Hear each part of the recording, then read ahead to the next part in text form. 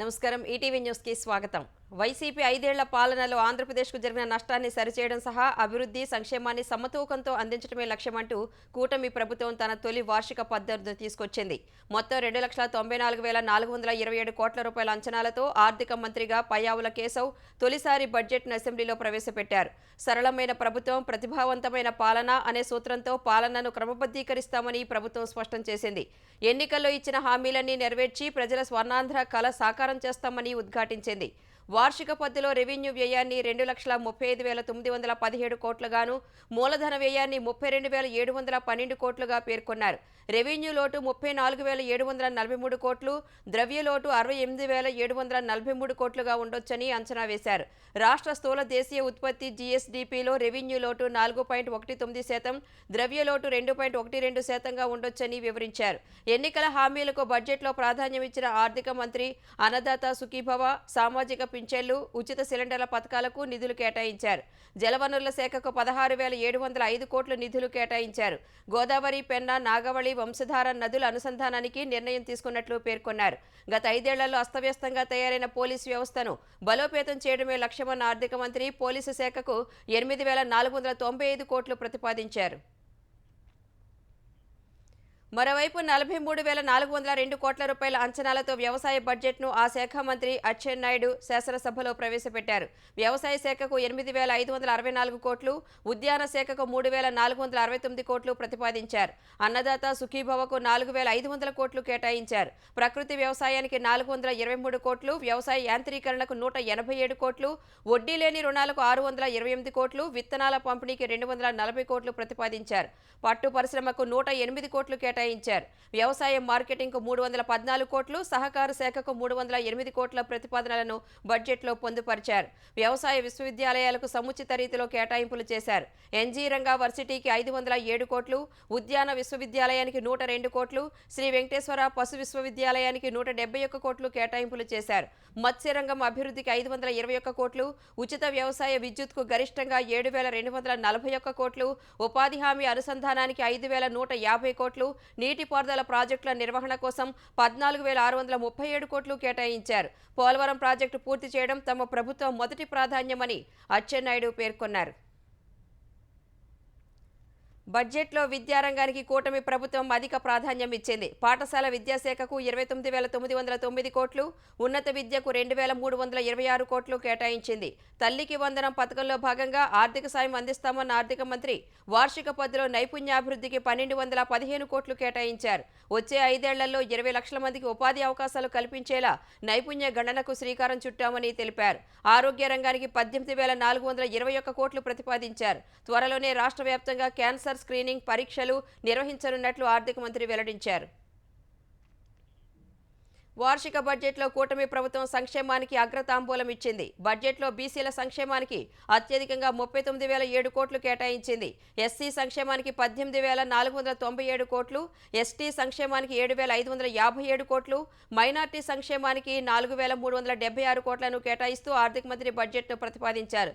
Schedule తెగలు, వెనుకబడిన వర్గాల కుటుంబాల ఆర్థికాభివృద్ధి, సాధికారతకు కట్టుబడి ఉన్నామని పయ్యావుల తెలిపారు. మహిళా శిశు సంక్షేమ శాఖకు బడ్జెట్లో 4,285 కోట్లు దక్కాయి. త్వరలోనే మహిళలకు ఉచిత బస్ ప్రయాణ సౌకర్యాన్ని ప్రారంభిస్తున్నట్లు మంత్రి పేర్కొన్నారు. 3,000 నుంచి 4,000 రూపాయలకు పెంచిన మేరకు సామాజిక పింఛన్లకు నిధులు కేటాయించారు. సంప్రదాయ వృత్తుల వారికి ఆధునిక పనిముట్లు అందించాలని నిర్ణయించినట్లు ఆర్థిక మంత్రి తెలిపారు. ఉప ముఖ్యమంత్రి పవన్ కళ్యాణ్ నేతృత్వం వహిస్తున్న పంచాయతీరాజ్, గ్రామీణ అభివృద్ధి శాఖకు ఆర్థిక మంత్రి బడ్జెట్లో పెద్దపీట వేశారు. 2 శాఖలకు కలిపి 16,739 కోట్లు కేటాయించారు.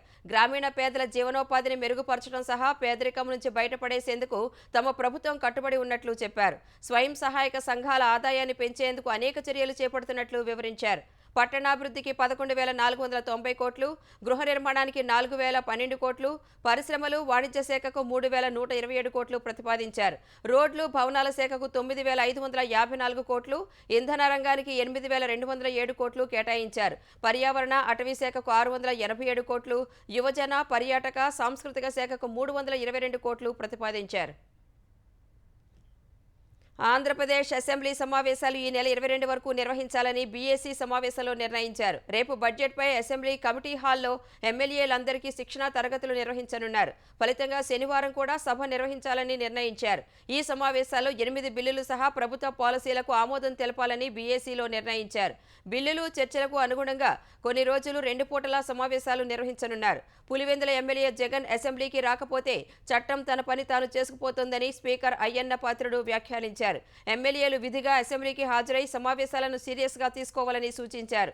చీఫ్ విప్లను రేపు ఖరారు చేస్తామని సీఎం చంద్రబాబు తెలిపారు. కనీసం 15 రోజులైనా అసెంబ్లీ జరగాలని బీజేపీ పక్ష నేత విష్ణుకుమార్ రాజు కోరారు. అటు అసెంబ్లీతో పాటు బీఏసీ సమావేశానికి వైసీపీ సభ్యులెవరూ హాజరు కాలేదు. వైసీపీ అధ్యక్షుడు జగన్మోహన్ రెడ్డి తీరు అత్త మీద కోపం దుత్త మీద చూపినట్లు ఉందని కాంగ్రెస్ ఆంధ్రప్రదేశ్ అధ్యక్షురాలు వైఎస్ షర్మిల ఎద్దేవా చేశారు. ప్రజలు ఓట్లేసి గెలిపించింది అసెంబ్లీ మీద అలగడానికో మైక్ ఇస్తేనే వెళ్తానని మారాం చేయడానికో కాదన్నారు. ఇంట్లో కూర్చుని సొంత మైకుల్లో మాట్లాడేందుకు జగన్ను ప్రజలు ఎమ్మెల్యేగా గెలిపించలేదని సామాజిక మాధ్యమం ఎక్స్ వేదికగా షర్మిల ఆక్షేపించారు. జగన్ స్వయంకృతాపరాధం ఆయన్ని ప్రతిపక్ష హోదాకు దూరం చేసిందన్న షర్మిల ఆ హోదా ఇస్తేనే అసెంబ్లీలో అడుగు పెడతా అనడం ఆయన అవివేకానికి అజ్ఞానానికి నిదర్శనమని దుయ్యబట్టారు. ప్రభుత్వ వైఫల్యాలపై గొంతుక వినిపించే అవకాశం వైసీపీకి ప్రజలు ఇస్తే ప్రతిపక్ష హోదా ఇస్తేనే అసెంబ్లీకి వస్తామనడం సిగ్గుచేటని ఆగ్రహం వ్యక్తం చేశారు. అసెంబ్లీకి వెళ్లే ధైర్యం లేకుంటే వైసీపీ శాసనసభాపక్షం రాజీనామా చేయాలని షర్మిల డిమాండ్ చేశారు. గత ప్రభుత్వ పెద్దలు నిరుద్యోగుల గురించి ఎప్పుడూ ఆలోచించలేదని, వారి ఉద్యోగాల గురించి మాత్రమే ఆలోచించారని సీఎం రేవంత్ రెడ్డి ఆరోపించారు. కాంగ్రెస్ ప్రభుత్వ హయాంలో 50,000 ఉద్యోగ నియామక పత్రాలు అందించామన్నారు.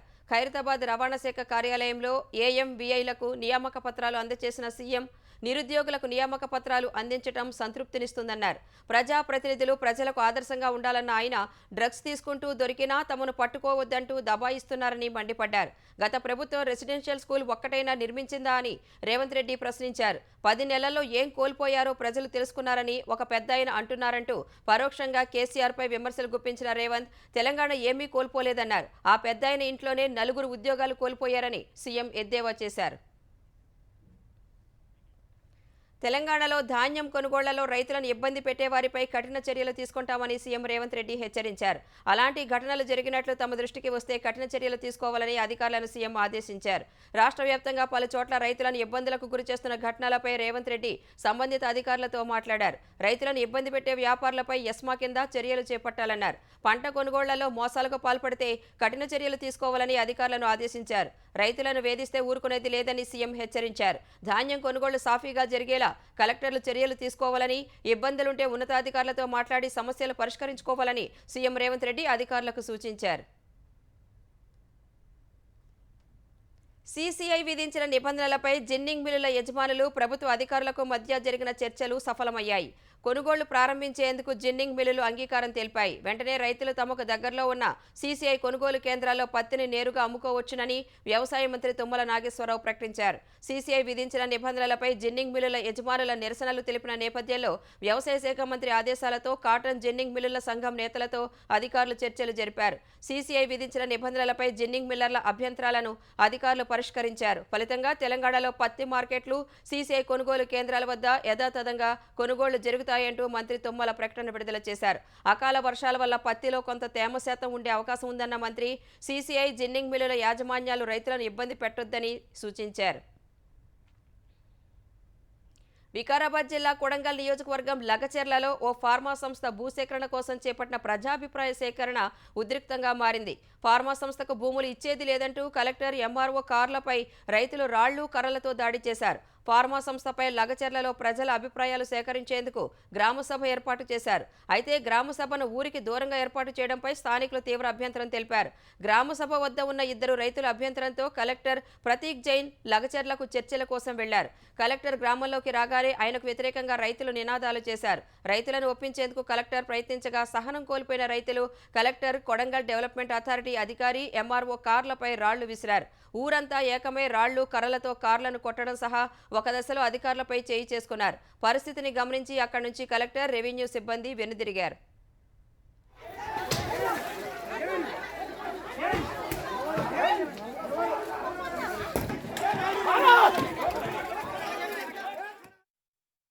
సుప్రీంకోర్టు 51వ ప్రధాన న్యాయమూర్తిగా జస్టిస్ సంజీవ్ ఖన్నా ప్రమాణం చేశారు. రాష్ట్రపతి భవన్లో జస్టిస్ సంజీవ్ ఖన్నాతో రాష్ట్రపతి ద్రౌపది ముర్ము ప్రమాణ స్వీకారం చేయించారు.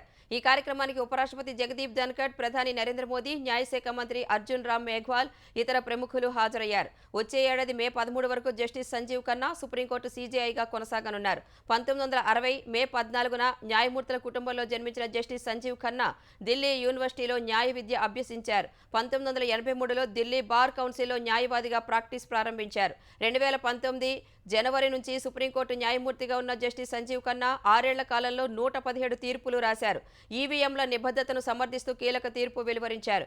ఎన్నికల బాండ్ల పథకం రద్దు, ఆర్టికల్ 370 రద్దును సమర్థిస్తూ తీర్పులు ఇచ్చిన ధర్మాసనాల్లో భాగస్వామిగా ఉన్నారు. మద్యం కుంభకోణంలో ఢిల్లీ మాజీ సీఎం అరవింద్ కేజ్రీవాల్కు బెయిల్ మంజూరు చేశారు. కులం, మతం, భాష, లింగం ప్రాతిపదికన సమాజాన్ని విభజించేందుకు ప్రతిపక్షాలు కుట్ర పన్నుతున్నాయని ప్రధాని నరేంద్ర మోదీ ఆగ్రహం వ్యక్తం చేశారు. గుజరాత్లోని వడ్తాల్లో స్వామినారాయణ్ మందిర్ 200వ వార్షికోత్సవానికి వర్చువల్గా హాజరైన మోదీ 2047 నాటికి భారత్ను అభివృద్ధి చెందిన దేశంగా మార్చడానికి ప్రజల మధ్య ఐక్యత, సమగ్రత అవసరమని పేర్కొన్నారు. కొందరు వ్యక్తులు తమ స్వార్థ ప్రయోజనాల కోసం సమాజాన్ని విభజించాలని చూస్తున్నారని, వారి ఆలోచనలను ప్రజలు గుర్తించి తగిన బుద్ధి చెప్పాలని ప్రధాని వ్యాఖ్యానించారు. దేశ వ్యతిరేకులు పన్నే కుట్రలను దేశ ప్రజలంతా కలిసికట్టుగా ఎదుర్కోవాలని మోదీ పిలుపునిచ్చారు. షెడ్యూల్డ్ కులాలు, తెగలు, వెనుకబడిన తరగతులు అభివృద్ధి చెందటాన్ని కాంగ్రెస్ జీర్ణించుకోలేకపోతుందని మోదీ అన్నారు.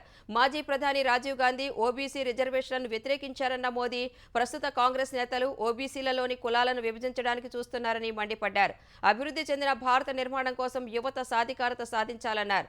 నైపుణ్యం కలిగిన యువతే దేశానికి బలంగా మారతారని ప్రధాని విశ్వాసం వ్యక్తం చేశారు.